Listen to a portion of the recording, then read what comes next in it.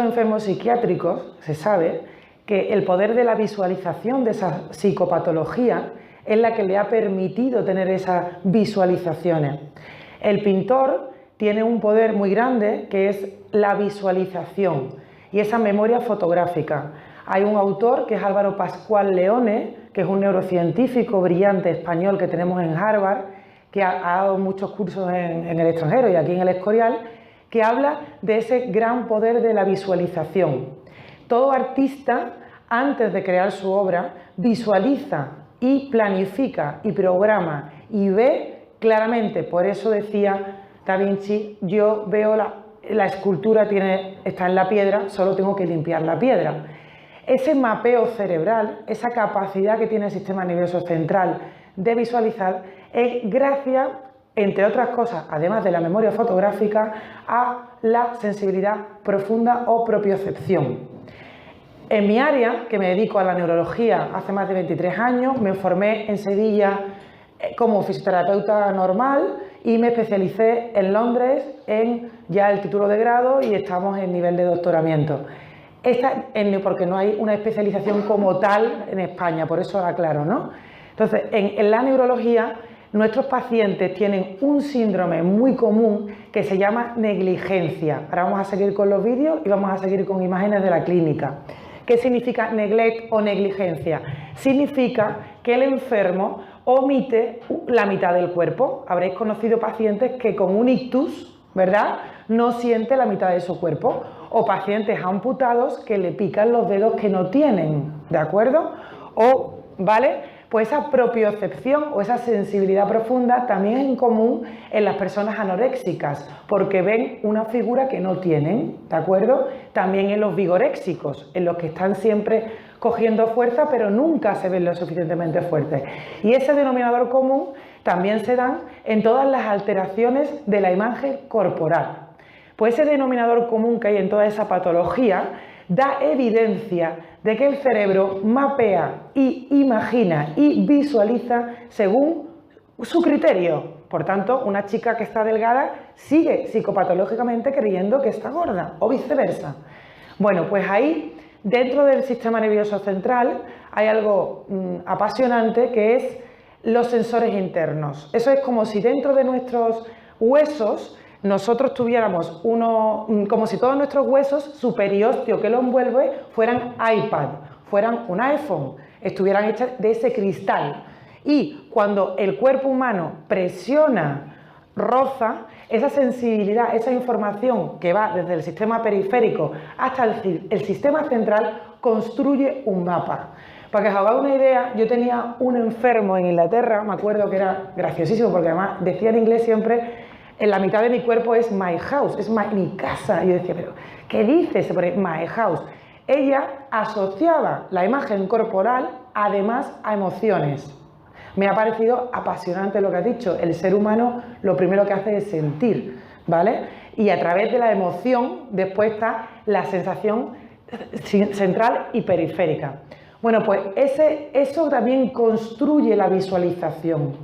Por ejemplo, artistas como Cristina Hoyo te dice que ya por la noche cuando duerme construye toda su coreografía y que cuando se ha levantado la ha construido. Igualmente hay inventores y creativos que dicen que durmiendo crean y que cuando se han levantado su propio cerebro ha creado y se ha levantado y ha resuelto solo, ¿de acuerdo? Bueno, pues todas esas ondas que ahora vamos a seguir, si nosotros, todas esas emociones se traducen en química y física, ¿de acuerdo? Esos son hormonas o neurohormonas, es decir, si yo estoy contenta, segrego endorfina. Si he creado, he inventado o entro en un momento de éxtasis cuando estoy esculpiendo o estoy dibujando, estoy segregando adrenalina o endorfina. Si estoy estresada, estoy segregando cortisol. Y eso a su vez entra en una frecuencia de onda. ¿Sabéis? El típico gorrito de potenciales evocados que se pone en el hospital para los neuropsicólogos, los neurofisiólogos, los neurólogos, para ver cómo los pensamientos son frecuencia de onda y cómo las emociones son frecuencia de onda. Es decir, La madre del cordero, la matemática, la física y la química se hacen metáforas en el ser humano, pero si nosotros abstraemos y lo traducimos en algo abstracto, que es lo que el artista es capaz de visualizar, no deja de ser que frecuencias de onda. Es decir, podríamos decir que cada emoción, por ejemplo, es un tipo de radio. Yo estoy contenta y estoy todo el día en Radio Le. Si es una persona histérica, por ejemplo, todo el día en Radio Le. O una persona depresiva que está todo el día en Radio María rezando el rosario, de broma. O, por ejemplo, o una persona que tiene Kiss FM y está todo el día meditando. Entonces, esas emociones se van aumentando y se van convirtiendo, se hacen como que la persona cada vez tenga esa frecuencia de onda. Bueno, pues esos enfermos psiquiátricos y esas psicopatologías también están asociados a el porcentaje de tiempo en el que permanecen en esa frecuencia de onda. Es decir, somos adictos a emociones. Y si exportamos esta idea al artista, podemos decir que el artista, cuando entra en ese estado de éxtasis o de catarsis, donde se aísla por completo y puede hasta no comer, está en la onda, entre comillas, que esto es muy preciso y hay que ser delicado, beta. Pero si una persona está todo el día en Radio LED, estaría en la onda alfa, y a veces entran en la beta, en la delta, alta o baja. Vale, yo no domino esta neurofisiología, pero hay una asociación de este tipo de ondas, solo lo voy a decir por encima, con también las ondas que hay en el sueño, ¿de acuerdo? Por eso hay enfermedades como el Parkinson, donde los enfermos duermen mal, recargan mal, porque no entran bien en esa onda beta. Bueno, ¿y por qué contamos esto? Contamos esto porque detrás de todo artista hay una emoción espiritual y hay un tipo de cerebro especial que le hace estar en ese tipo de onda que otras personas a pie, que no tenemos esas catarsis, no estamos, ¿de acuerdo? Vamos a seguir con el documental observando cómo los enfermos, a ver, perdón, un segundo.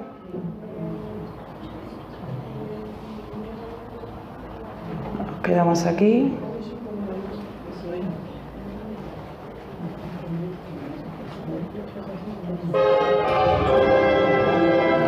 Seguimos. El genial pintor ruso Kandinsky descubrió su problema neurológico en un concierto cuando escuchó música de Wagner. Kandinsky padecía una condición neurológica denominada sinestesia, en el cual, cuando uno percibe un estímulo sensorial, por ejemplo a través del oído, se activa otro sentido sensorial. Aquí tenemos una frecuencia onda y la asocia a un color. Mientras escuchaba la música, percibía y podía ver los colores. Paro, ¿qué significa? Que él veía colores, veía música y veía colores. De hecho, esta es una patología que la tiene mucha gente. Lo cual, él escuchaba música, se trasladaba a una frecuencia de onda y esa frecuencia de onda tenía una zona asociativa. Eso, el cerebro, tenemos la área derecha, que sobre todo es la artística, como hemos dicho, la frontal, y en medio hay como unos volantes, que es el cuerpo calloso, que es la área asociativa.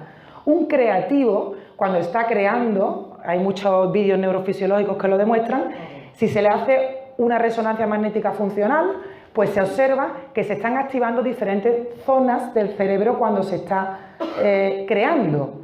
Y estamos generando, cuando se está generando esa onda beta, se está activando, por ejemplo, el área derecha frontal y a la vez la que comunica. Es decir, el cerebro de un creativo no es un cerebro que está en cajones aislados e independientes. El cerebro de un creativo es un cerebro que se asocia muy bien, aunque solo tenga dos cartas. Y aquí hay una frase que me encanta. No importa las cartas con las que te dé la vida, lo importante es cómo sabes jugar con ellas. Es decir, hay niveles cognitivos que son bajos, pero son muy asociativos. Ahí está el típico señor de pueblo perdido, que el tío es un genio, posiblemente el que descubrió la fregona. ¿Por qué? Porque no tiene mucho nivel académico, puede tener mucha inteligencia emocional, pero tiene un gran cuerpo calloso. Y ese gran cuerpo calloso, que yo le llamo el volante del cerebro, que son como dos volantes de flamenca que está en medio, es el gran volante asociativo y esa persona tiene mucha capacidad de asociación, lo cual le saca mucho rendimiento al poco conocimiento que tiene. Seguro que hemos conocido muchas personas que no leen mucho, que no estudian mucho, que aprenden de la transmisión oral y de la calle, que son los que yo llamo chucho callejeros, y ese tipo de personas, como tiene una mente asociativa tan grande, con 5 datos te resuelve media vida, ¿me explico o no? Y hay gente que tiene 2 idiomas, o sea, 2 carreras y 4 idiomas, pero no tiene o inteligencia emocional o no tiene mente asociativa, es de cajón, ese panotario, ¿me explico o no? Porque esa es una mente poco asociativa, no va a ser tan creativa. Seguimos analizando. Esto me cuesta mucho trabajo resumirlo. Otro artista genial, Mondrian, basó su obra pintando en líneas rectas, tanto verticales como horizontales. Hoy sabemos, a través de las neurociencias, que hay neuronas que responden selectivamente a una dirección y no a otra. Para entender nuestro cerebro, resulta indispensable que distintas áreas del conocimiento trabajen de manera mancomunada. Prueba de esto es la relación permanente que se establece entre las neurociencias y los estudios artísticos. Esta relación cerebro y arte nos permite, en forma muy importante, indagar acerca de la normalidad, de lo establecido, de los prejuicios negativos que surgen acerca de lo que es diferente en una sociedad.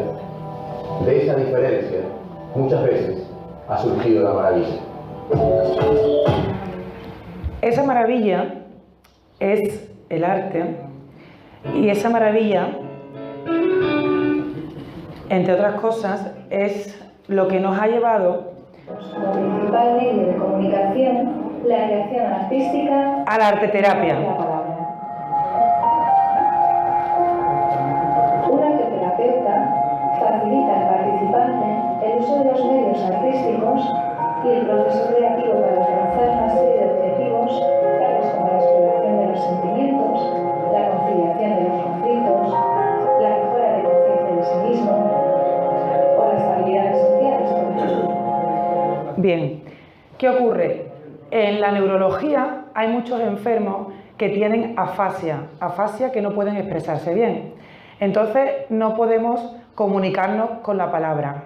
Hay una afasia de comprensión que no comprenden lo que leen y otros que comprenden perfectamente pero no se pueden expresar, ¿de acuerdo? Y después están también los dos. Entonces, yo trabajo, bueno, a mí se me ocurrió con unos chicos que tienen la casa china. Bueno, yo he viajado por Asia, primero. ¿Qué pasa? Que me disperso un poco, voy a intentar resumirlo. En Asia hay mucha cultura de la salud, ya sabemos, ¿no? Entonces, descubro en Asia que hay una técnica que podría servir para arteterapia y empezamos en conjunto aquí en Sevilla con la Casa China, que está en Cabeza Rey Don Pedro, a utilizar esto que es pinceles al agua. No sé si lo conocéis. Estos se utilizan en Asia y se escriben poemas o caligrafías en el suelo y se evaporan. Por tanto, hicimos un estudio piloto de investigación en el que nos llevamos a enfermos de cáncer y enfermos de ictus con problemas de comunicación a la Plaza de España, que de hecho le hemos hecho un estudio piloto con 3 personas, pero mi inquietud es un día ver la Plaza de España llena de personas haciendo esto, ¿no? Y entonces hacíamos caligrafía con los pinceles al agua. ¿Qué favorece? Mira, primero, una expresión de una emoción, como obviamente en la pintura se puede expresar que no puedes hablar. Después, al tener que escribir y evaporarse, desarrollaba la memoria, ¿de acuerdo? Después, ellos visualizaban la emoción que querían explicar y o bien le hacíamos caracteres asiáticos para que los memorizaran, o bien ellos espontáneamente podían escribir o expresar lo que quisieran.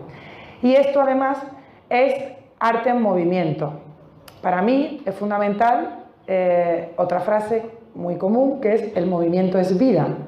Cuando el sistema nervioso central pinta y crea en vertical y en movimiento, el nivel de alerta es mucho mayor.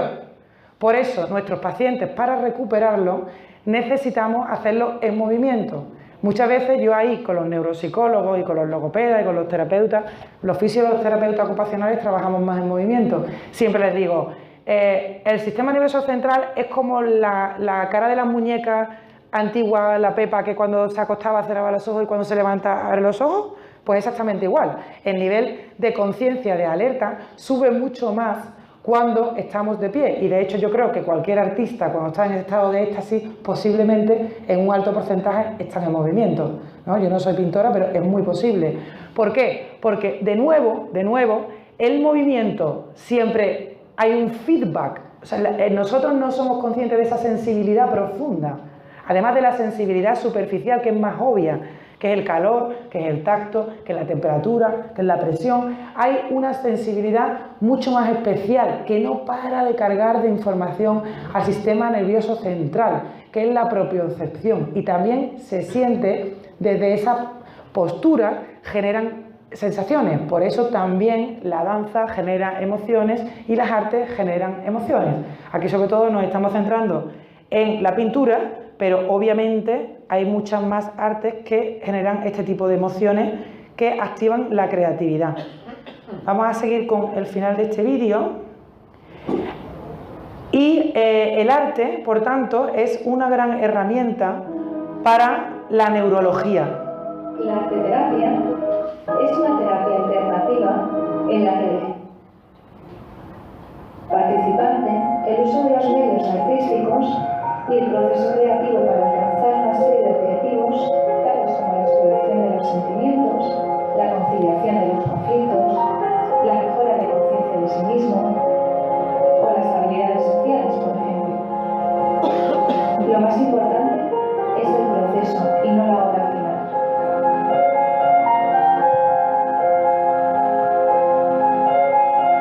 Niños, adolescentes, adultos, mayores, desde personas que solo busquen conocerse un poco más a personas con trastornos psicológicos o neurológicos.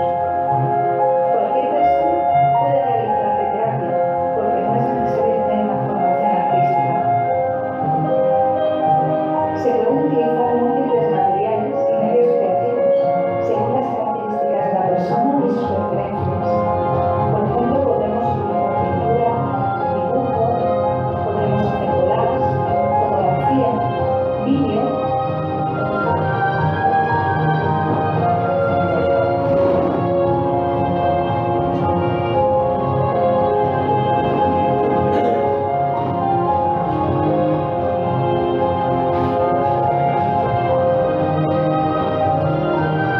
El proceso creativo ayuda a liberar la creatividad, la expresividad, a efectuar cambios y a resolver conflictos. A su vez, nos ayuda a desarrollar habilidades interpersonales, aumenta la autoconciencia, la comunicación, la flexibilidad cognitiva y la focalización de la atención. En definitiva, el arte desarrolla todo lo que aquello que no tiene por qué ser a través de la palabra, sino del sentimiento, ¿no? Y yo, para no extenderme demasiado, y ahora ya podemos hablar o hacer preguntas así más comunes, con la conclusión más importante que me quedo es que lo que decía un poco María, que el cerebro es matemáticas, entonces el idioma, esto es una hipótesis mía, no lo he leído en ningún sitio, es mi observación de llevar 20 y pico años con los enfermos neurológicos. El cerebro, su idioma es la matemática, sobre todos los idiomas, para mí, mi hipótesis. Eso significa que el cerebro le encanta que le hablen en su idioma, por eso le encanta que le hablen con simetría, por eso le encanta la música, porque se siente entendido. El cerebro es un español que le hablan en español cuando le hablan en matemática, ¿vale? Y claro, esa matemática es la que después activa el sistema químico y físico, que es la generación de las emociones. Pero claro, esa parte instintiva que no se entiende son esas matemáticas que son esas frecuencias de onda, cada vez son la física. Entonces mi resumen sería que el cerebro quiere simetría y quiere armonía porque quiere que le hablen en su idioma, porque su único idioma es las matemáticas.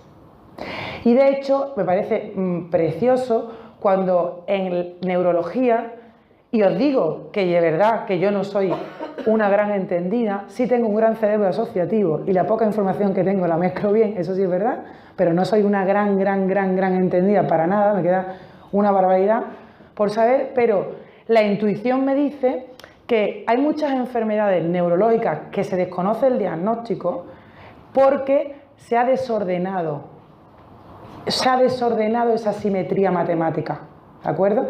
Y muchas veces cuando hay enfermos que no sabes exactamente por qué tienen, pues, ¿qué os digo? Voy a poner un ejemplo. Hay una patología de los celíacos muy graves, cuando son unos celíacos no diagnosticados, que es un síncope del cerebelo, que se altera la célula Purkinje, que hay una alteración totalmente de equilibrio. Pues yo intento ver una metáfora en mi mente para intentar entender el sistema nervioso central, y yo creo que lo que ha ocurrido es que ha llegado un tóxico y ha cogido todos los ficheros del ordenador y los ha descolocado de sitio, ¿vale? De hecho, la plasticidad neuronal, y voy a terminar con esto porque si no vamos hasta aquí esta mañana, hay una cosa que para mí es fascinante en el cerebro, que es la capacidad de reorganización o de plasticidad neuronal. Es decir, hay pacientes que le quitas un lóbulo y siguen con un lóbulo menos, y de eso hay evidencia científica, siguen haciendo las funciones vitales normales. Es decir, la parte sana se ha reorganizado. Y esta metáfora siempre digo, una neurona es como un ingeniero en paro que se puede convertir en taxista. Nace con una predisposición de ingeniero, pero si está en paro, coge un taxi, ¿de acuerdo? Es decir, la capacidad de reorganizarse, de reaprender. Entonces, en estos casos no hay tanta muerte cerebral como desorden cerebral, ¿de acuerdo? Y ese es un desorden matemático, ¿sí? Y por eso toda la simetría y la armonía y la belleza que le demos lo reorganiza. Por eso le digo, vamos a tocar timbales, vamos a dibujar, escucha el piano, escucha armonía, porque eso como vuelve a sintonizar el sistema nervioso central, ¿vale? Bueno, pues deciros que yo no soy experta en arteterapia, sí, o sea, mi especialidad es neurología dentro de la fisioterapia, y que la forma que yo me he infiltrado aquí ha sido con esos pinceles que en la casa china, que está en Cabeza Rey Don Pedro, allí en la Alfalfa, allí también hemos hecho varias demostraciones con los pinceles, que yo os animo un día, Flori, lo haremos si Dios quiere. Tengo que conseguir más pinceles porque tengo 5 o 6 pinceles, ¿sabes? Pero por internet yo supongo que los compramos fácil. En los chinos se compran. Aquí eso no los hay en España, pero por internet, no. Los pinceles chinos estos de agua que se mojan en la fuente y pintemos todos en el suelo y hagamos cuadros. Y ellos lo hacen con caligrafía asiática, pero yo creo que es muy interesante que también se haga con caligrafía española, que se está perdiendo, y eso desarrolla muchas habilidades también muy enriquecedoras para la memoria, para evitar la demencia. La fusión de recuperación funcional en movimiento a través del arte y fusionar los dos hace que te recuperes lo físico y recuperes la mente y evites un montón de enfermedades. Al aire libre, con hiperestimulación, creo que ha quedado claro, ¿no? ¡Qué maravilla! Bueno, eso es un proyecto que tengo muchísimas ganas de hacer. Y ahora que estamos con Pinzapo y estamos contigo, como siempre nos falta el tiempo. Con los anaqueles. Con los anaqueles y pues podemos hacer una convocatoria de irnos todos a la Plaza de España con pinceles. Tengo que conseguir los pinceles por €1, espero que los consiga en internet, ¿sabes? O también eso lo hice con una goma espuma, ¿sabes? Y ponerle un velcro que se pega en un bastón abajo, porque eso es simplemente una goma espuma que se moja y se hacen patrones de movimiento, que incluso los patrones de movimiento se pueden hacer en función de las necesidades. Bueno, eso ya es más complejo, ¿vale? Bueno, pues ya me voy a parar porque yo empiezo aquí y acabo mañana. Me parece muy interesante la conferencia, ¿eh? No, gracias. Preguntarme lo que queráis. Yo agradecerte la comunicación tan bien que me ha hecho, tan clara y bueno, un tema tan oscuro para la mayoría, pero que ha sido esclarecedor. Yo te quería hacer una pregunta. ¿Hay pautas para el entrenamiento de las emociones? Yo de eso no soy especialista. Te voy a hablar desde la humildad, desde la fisioterapia, como yo trato las emociones con aquellos que no la pueden expresar con palabras. Porque un paciente de ELA solo me puedo expresar las emociones en una fase terminal con la mirada. Y he tenido muchos pacientes en estado vegetativo que la comunicación con ellos es muy complicado. Ahí el arte tiene un gran papel. Es que ahí tiene un gran papel, porque en un paciente, por ejemplo, heminegligente, que esto es chulísimo, heminegligente, yo le daba un papel y le decía que se dibujara y se dibujaba a la mitad, ¿sabes?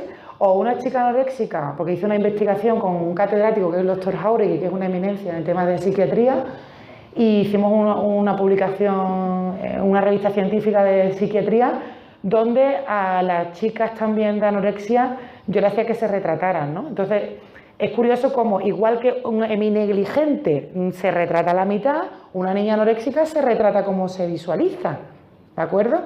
Y cuando yo hablo con los artistas, yo siento lo mismo. O sea, los artistas, como ha dicho él, parte de la emoción, del instinto, ¿no? No del instinto. Y el artista dibuja lo que ve por dentro, es que podría dibujar con los ojos cerrados. Igual que los enfermos neurológicos podrían dibujar con los ojos cerrados. Entonces yo creo que se puede entrenar la emoción, o sea, las emociones desde el arte. Con aquellas personas, por ejemplo, los Asperger, niños Asperger, me encanta, o sea, me encanta intentar, a mí me encanta la comunicación. Y cuando veo a alguien que no se puede comunicar, yo, ¿cómo hago que reviente este niño y que se comunique, ¿sabes? El arte, porque hay gente que no sabe, porque el área de comunicación es el área de Broca, y el área de Broca es un área del cerebro encargada en ser capaz de hablar. Y entonces hay personas que tienen un ictus y esa área de Broca se ha afectado, por tanto ya no puede hablar, que es el que tiene la afasia, ¿no? Por tanto, es tan obvio que una persona mejor buena comunicadora tiene una predisposición a tener una buena área de Broca, como que es tan obvio que un gran artista que no se puede comunicar bien, pero pinta fenomenal, es que tiene la área de la visualización hipertrofiada e hipotrofiada la de la Broca. Y es que a veces Dios es muy justo y a todos nos da un poquito de arte. La cuestión es que todos queremos tener arte ajeno y es absurdo. El caracol sirve para caracol y la cabra sube la montaña, ¿no? Pero todos los cerebros tienen un genio dentro. El problema es que la sociedad nos obliga a ser el genio que tú no eres, ¿no? Te entierra, ¿no? Pero yo creo que esos niños Asperger, que a mí me encanta porque hay otra, yo tengo un programa de radio que es los jueves de 5 a 6, se llama Fisioterapia Responde, 95.1 FM, Onda Capital, donde cada semana hablamos de una temática de salud, ¿vale? También he hecho algunas intervenciones en Canal Sur, he hecho algunas pequeñas intervenciones.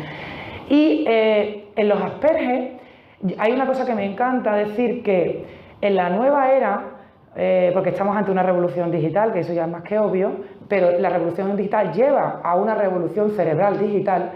En la nueva era, el inteligente nuevo, el inteligente digital puede ser un Asperger, que ha sido diagnosticado por incapacidad. Yo me pongo de los nervios cuando digo discapacidad la tuya de no ver la capacidad en el otro. Porque hay niños Asperger que yo le he dado una tablet y han sido capaces en menos de 2 segundos de entrar en un fichero que yo no tengo narices de entrar. Y es un Asperger. Y a lo mejor es que el idioma del código digital, de la matemática, de la programación informática, es un idioma más fácil de entender para los niños autistas y Asperger. Por eso, a lo mejor, el código de programación digital futuro va a hacer flotar a muchos superdotados que estaban escondidos. Sí, porque es matemática.